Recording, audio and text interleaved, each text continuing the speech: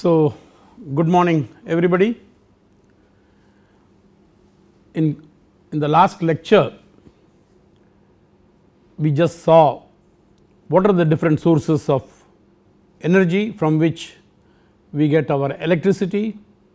We saw the coal, the hydro generation and nuclear power, and we also had a look at the carbon emissions from these, which are very responsible for greenhouse effect. Then we went into some other aspects where the radiation utilization has been there, like in the field of medicine, in environmental protection, in agriculture, then sterilization of most of the articles used in surgery, then your gas, radiopharmaceuticals and its utilization in cancer diagnosis and treatment, then of course industrial radiography, food preservation and a variety of uses which we come across in our day to day life. Finally, we saw one aspect, of course, the story of 3 men and a tiger. I told you that there is a risk perception of everybody, but there is nothing like absolute risk, zero risk. You have to compare the risks of different things, and as you know, returns you get more when you take risks in the investment business. However, in the last lecture I got some questions from some of the students. One was, I talked about treatment of wastewater and treatment of sewage water. So, the question was, what is the difference between the two? Wastewater refers to the water that is discharged from the industries like chemical industries, could be leather industry, textile industry, mining or any other manufacturing process industry, and this water contains a lot of bacteria, chemicals and quite good number of contaminants, and when you do treatment with radiation, it reduces the level of the contaminants to acceptable level, then you can discharge it to the environment. Whereas the sewage water is that water which is contaminated with the human feces, the urine, and not only which is harmful, it contains a lot of pathogens, lot of bacteria. So, essentially it includes domestic waste, the municipal waste and waste products which are disposed of usually through sewer pipes. So, that is why the name sewage. So, this I hope clarifies the difference between the sewage water and the waste water. Now, there is one more clarification asked, talking about the radioactive releases from the thermal and nuclear power plants. I had made a mention that coal contains thorium and uranium when you dig it out, and this gets released when you burn it. It also gets to the fly ash, etc. So, basically how does this get into our system? This release is basically due to the radionuclides in the fly ash, which are present in concentration, high concentration, and they are inhaled. So, inhalation is the main route by which these radioactive products get into our system, and radium, of course, it has got a affinity for the lungs, it will get settled in the lungs. If it is iodine, it will get in the thyroid.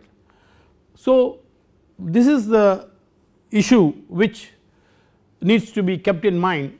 So, overall for a thermal power plant and nuclear power stations in India, research has been carried out, and there have lot of measurements have been taken based on the IAEA's guidelines, and these studies, to summarize, have led to the following conclusions, that the doses which you are receiving, whether it is a nuclear power plant or a thermal power plant, around that, they are all around a natural background level, but the collective effective dose, if you compute for a 80 kilometer radius around a thermal power station, that is about 10 times than those of a nuclear power plant.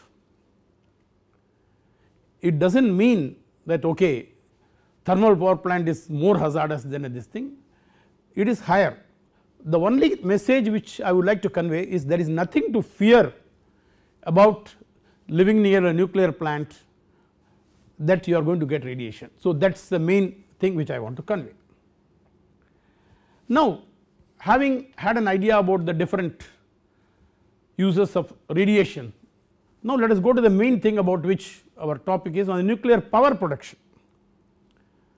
Now, to produce power, basically we have one of the radioactive materials as uranium 235, that is available in nature. There is only one element which can be fissioned, and that fission process produces heat, and that heat is used to convert water into steam and run a turbine. Now, let us have a look where this uranium has come from. As I said, it is naturally available, but perhaps the earth's uranium was produced in one or more supernova. What is a supernova? It is an explosive brightening of a star in which the energy radiated increases by a factor of 10 billion. It is a huge release of energy. And when does a supernova occur? When a star has burned up all its available fuel. In fact, this earth itself was formed by the Big Bang theory, in which the part of the sun exploded and formed the different planets. So, earth's uranium was produced through one such process, and it is a part of our earth, it is not, it is the whole solar system has.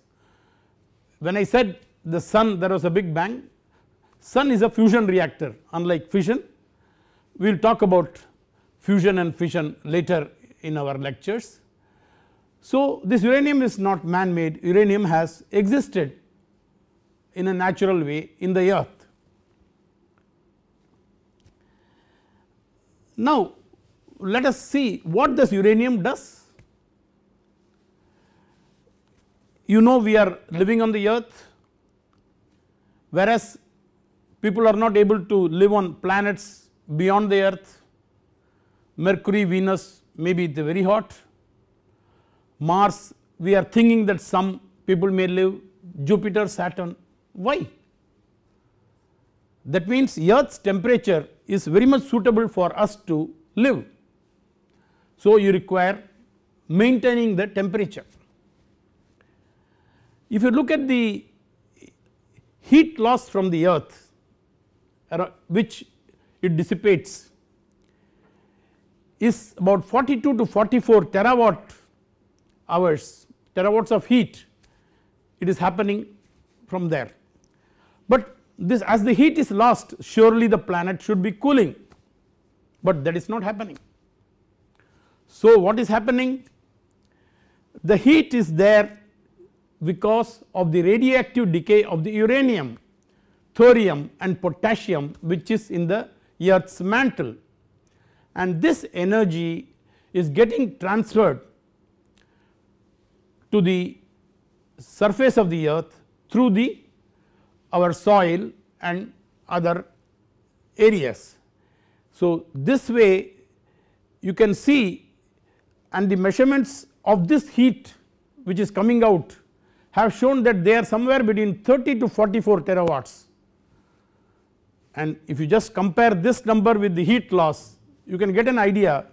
Maybe that is why we are able to survive on this earth, and the radioactive decay of uranium, the presence of uranium and its radioactive decay is one of the reasons we are able to survive on this earth. Looks surprising, but it is a fact. Then one might think, okay, the uranium is present there, and this natural uranium in general contains 0.7% of uranium 235 and 99.3% is uranium 238. This uranium 235 is the only fissionable element which can be fissioned by a neutron. So, apparently in West Africa there is a place called Oklo in Gabon. People did a survey of the natural uranium deposits which are there, and they were surprised to find that it contained 3.7% of uranium 235 and not 0.7%. So, apparently when they did further explorations, there appears to have been a natural reactor present, and not only one reactor, something like 17 natural reactors have been operating there, and these have been like a spontaneous reaction. Water has been there and the water has acted as a moderator and has been able to give fillip to the chain reaction, and it has continued for some million years, and many of the radioactive products that have decayed from these elements have been found in West Africa. And one more thing which they found, they did find plutonium, but this plutonium has not moved, it has been immobile. This was again one of the what you call inputs, that even though you may put a radioactive material in the earth in a place, the earth itself acts like a filter, it does not allow the radioactive products to move about. So, this concept has been very useful in waste management. Coming to the nuclear power again, as I said, it is produced from the fission of uranium 235, and if you ask how much of uranium is there, it is 500 times more abundant than gold, and it is present in rocks, soils and everywhere, in water also. And in granite it is about 4 parts per million, and you remember granite makes up nearly 60% of the earth's crust. If you take fertilizers, uranium concentrations can be as high as 400 ppm, and coal deposits, as I mentioned, they have concentrations greater than 100 ppm. That is because all are dug from under the earth, and all these contain the uranium or thorium and potassium.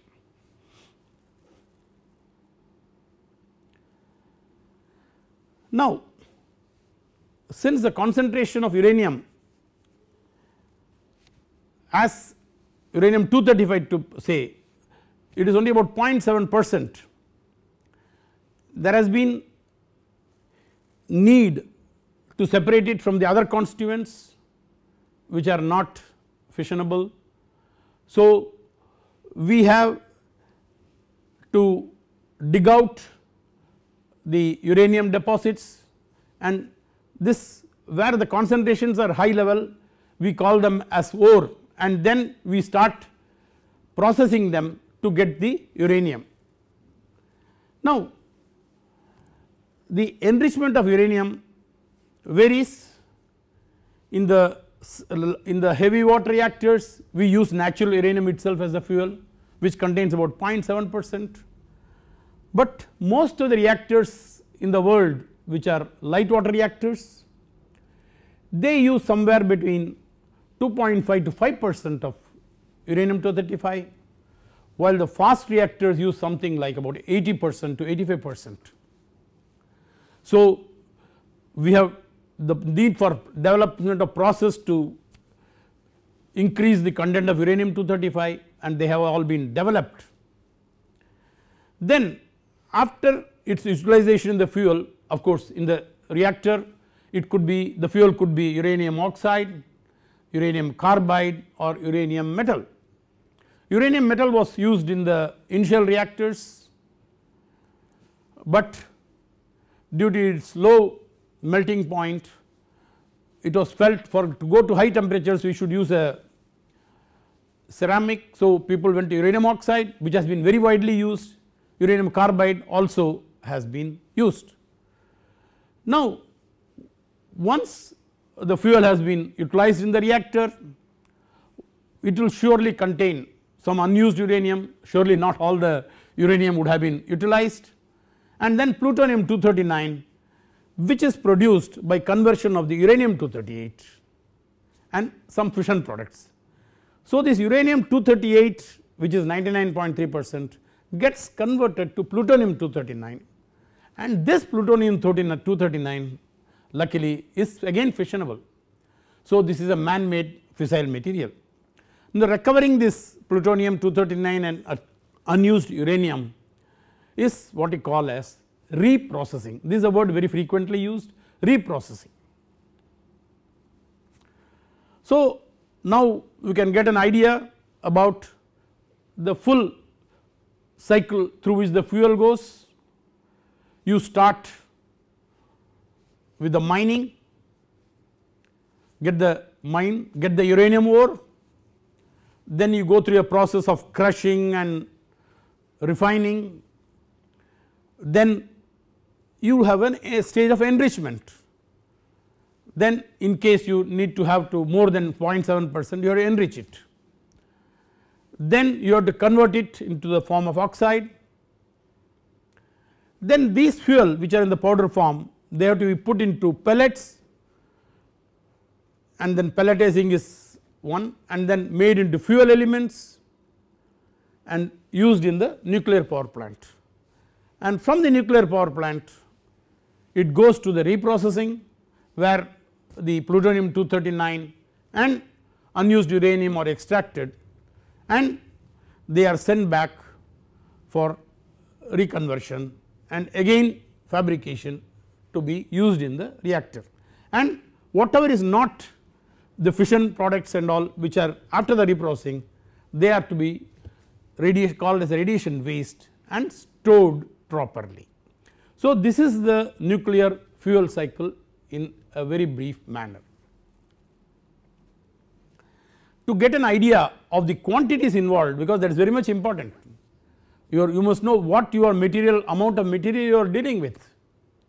Let us take a 1000 megawatt electrical nuclear power plant. Now, for that you have to, suppose we consider a ore containing about 1% uranium, you require about 20,000 tons of uranium ore you have to mine, and 230 tons of uranium oxide finally you will get, and when you convert it, we have the uranium fluoride process, it gets converted about 288 tons of uranium UF6, then this when enriched gives about 35 tons, and when you fabricate it, it leads to about 27 tons, and this 27 tons of uranium oxide when you put in the reactor, it gives you some 8640 million kilowatt hours, and after all the thing what is left is the used up fuel which contains about 27 tons. So, this gives you an idea of from 20,000 tons what is finally we are losing about 27 tons. So, this is an idea of the material used involved in the nuclear cycle.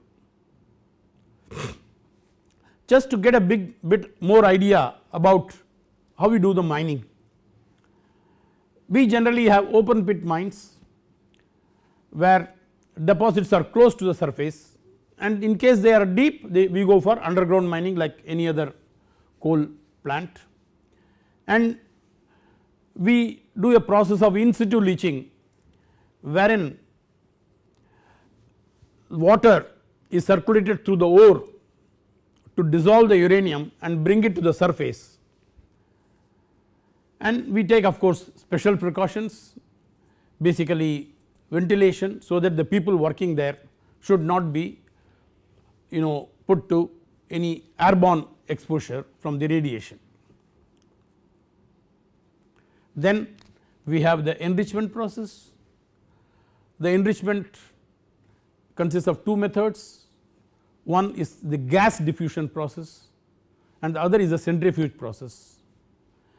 Now in the case of gas diffusion process, we use basically principle of diffusion, and it has been quite effective.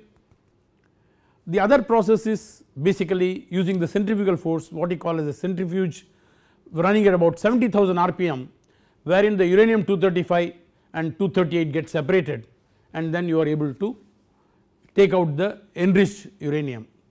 But the centrifuge process is quite power intensive.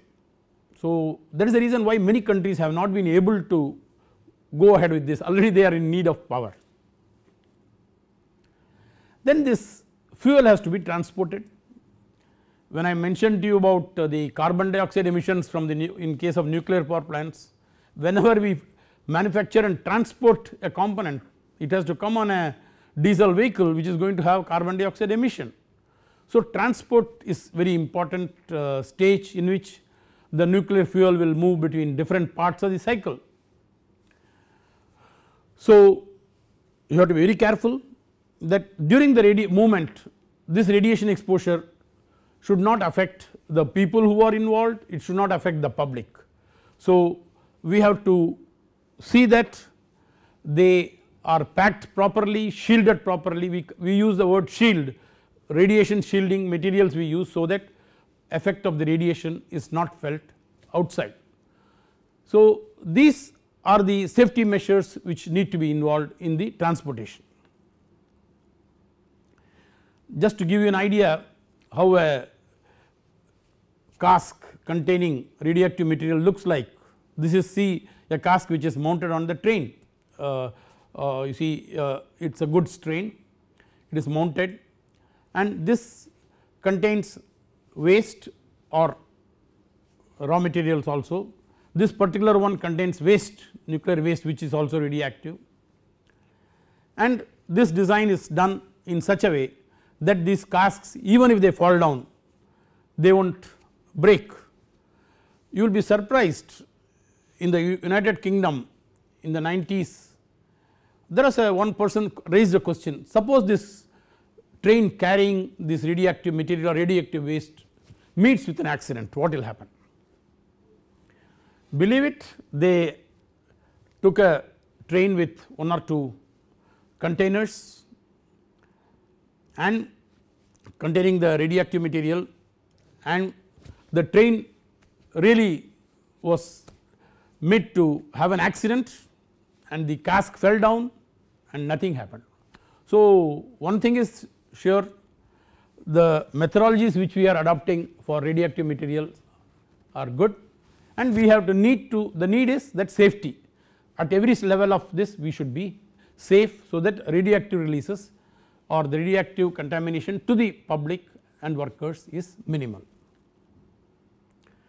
Then the spent fuel, let us take the spent fuel, the fuel has been used, now you have to take it out, but it is at a high temperature, it is not in a temperature in which you can handle immediately. So it needs to be cooled, it has to be put in a with proper cooling, then only. If you do not cool it, that fuel itself can melt. So normally we have a spent fuel bay in which we put the fuel, and you can see a simple system wherein from the reactor core the fuel is handled and then put to the spent fuel bay. One more thing is important, that the geometry of the fuel bay and water should be such that it should not become critical, we will see about this later. So this storage has to be kept for some time until the temperature comes down, then in a dry cask you can transfer it to the reprocessing, and during that time when you transfer it, even natural convection of air could be sufficient to cool the cask. Then as I mentioned, reprocessing, and the spent fuel is about 95% uranium 238, because all the uranium 238 does not get converted into plutonium, only part of it gets converted. So also it contains about 1% of uranium 235 which has not fissioned, 1% plutonium and about 3% fission products. Besides you have neutron poisons like xenon etc., which may be there, and they are highly radioactive. So in the reprocessing you separate the components, basically we are looking for taking out uranium, plutonium and the waste containing the fission products, and based on the reprocessing output we can use the uranium and plutonium into fresh fuel, and so that it is effectively we are reducing the waste. Now you might wonder that in the media there has been always a thing that reprocessing should not be there, reprocessing can lead to proliferation, people can take the plutonium. Now USA has adopted this attitude that whatever is coming out of the reactor it is not used again, it is just kept as a waste, but in this process the waste activity is high because of the presence of uranium and plutonium. If you can separate it and then use it in another reactor, you are effectively utilizing the resources. In fact this type of approach without reprocessing is called generally as open cycle, open fuel cycle, whereas what I was talking about the nuclear fuel cycle in which it is used back, it is called a closed fuel cycle, and India per se has gone in for a closed fuel cycle because we want to effectively utilize all our natural resources of uranium. There is a process which is a well known Purex process which is used in reprocessing, and just to get an idea what is the components of the Purex process, you can have a look at this figure. It is a schematic figure in which it involves the disassembly of the fuel, the decladding, remove the cladding material of the fuel, then dissolve it using nitric acid. Then to extract the fission products they use TBP plus kerosene, it is tributyl phosphate and kerosene along with nitric acid. Then whatever is removed then goes further, you get uranium and plutonium come in solution form, then you remove the plutonium and uranium separately. Whatever is the rest in the second stage after the TBP, what is does not get dissolved is sent as high level waste, and of course the rest of the process is as shown. Okay. Now the waste which is coming out from the reprocessing plant, what we do, it is a very important part of the fuel cycle. We normally try to categorize them as high level, medium level or low level based on the amount of radiation. Now low level waste are practically produced at all stages, like right from mining, then your fuel fabrication, everywhere they are all produced. Then intermediate level waste are produced during reactor operation or by reprocessing, and the final high level waste is basically from the fission products which are taken out in the reprocessing plant, and that is which is called as a high level waste. Now this is high level waste is the one which we are saying that we can use back in the reactor, so that we do not have any high level waste. To get a feel of this high level waste, how much would be the quantity of high level waste? Very simple example I can give you.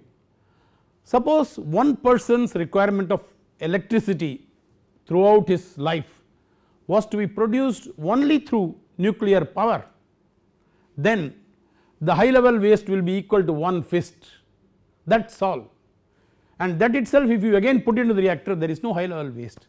So, there is a fear that this high waste management is a very difficult and things, it is not, the quantity is very much less. Now, how do you manage these wastes? Low level wastes contain radioactivity, but this radioactivity is having a very short life. So, it is not very much, it does not require a shielding and it can be just buried under the earth, but before burying up we just try to compact it, so that, and we also incinerate, so that those material which are can be burnt, they will all become ash and become, it will be very compact. So, it will have only about 1% of the radioactivity of the whole waste, 1% would be present in intermediate waste. Then coming to the intermediate level waste, it will be higher, surely it requires shielding, you can't do without shielding. Then it makes up about 7% of the volume, and as about 4% of the radioactive waste is again in this. So, this again has to be dealt with, again stored for some time. Then the high level waste about which you have to be really worried, it is highly radioactive, as I mentioned it requires cooling and a lot of amount of shielding also, and it contains about 95% of the total radioactivity. So, this waste is the one which we need to be concerned about. So, what we do, we have to immobilize the wastes, that is we have to see that the waste is not able to move. So, how to make it immobile? Put it in some other material matrix in which it get bonded and it does not move, and that is where we find this borosilicate glass has been very good as a medium, and borosilicate glass mixed with the fuel is able to hold the high level waste fuel very well, bonded very well. So, this is remains stable for a very very long time, because they contain some of the long lived wastes. This is just to give a figure of the process. This process is called vitrification, that is mixing glass and the fuel high level waste and then trying to make this thing. So, the glass is molten at about 1200 degrees centigrade, and we add the waste, high level waste, and then we pour it and then make it into a solid form, and this solid form we put in radiation shielded casks and put it under the ground. Now, coming to the waste disposal, there are different types, as one is near surface disposal, and as I mentioned this is done for low level waste, in all countries it has been done. Then deep geological disposal we are looking for basically for the high level waste, because they are going to remain for a very long time. So, we are looking at what we call geological areas where sites are such that they are not going to be approachable for a very long time. In the USA, the Yucca mountain was the place chosen for putting these high level waste casks, but they have been delaying due to so many reasons. In fact, because of that the high level wastes are lying in the plants, and it is not a good thing. In our own country we have looked at some geological repositories where the Kolar gold fields were there. Now practically it is all, there is a lot of place available where, so this is one of the areas which we think could be utilized. But till now, even though our power program is not very big now, it has not come to a level where there need to be a concern.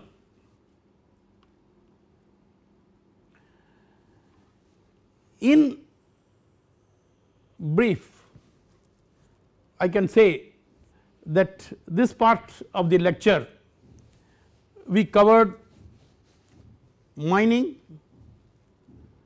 we covered about the processing of the ore, then the enrichment into of uranium 235 using the centrifuge and the diffusion process. We also had a look at the transportation aspect, that we need to transport things properly in a radiation shielded casks so that it does not affect. So at the mining level also we need to be safe, processing everywhere, every step we need to be safe, reprocessing it is quite a bit of higher activity wherein we have to be very careful, we deal with solutions also. Then finally the waste management, wherein high level waste is involved, and the waste disposal.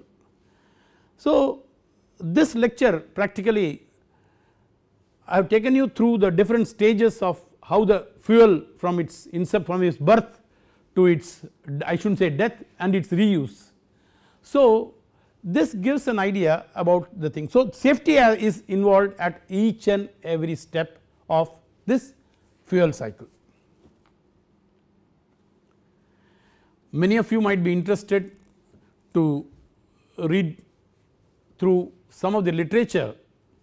So I have just given the bibliography related to my these first two lectures, and there are books, many of them published by IAEA on seawater desalination, hydrogen production, then on nuclear safety by Gianni Petrangeli and Lewis, and the World Health Organization has produced some booklets on irradiated food.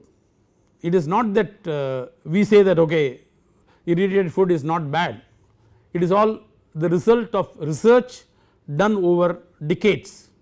So be sure irradiation not only preserves food, it avoids food wastage, it avoids bacteria in the food, and you are able to have food at any time you want.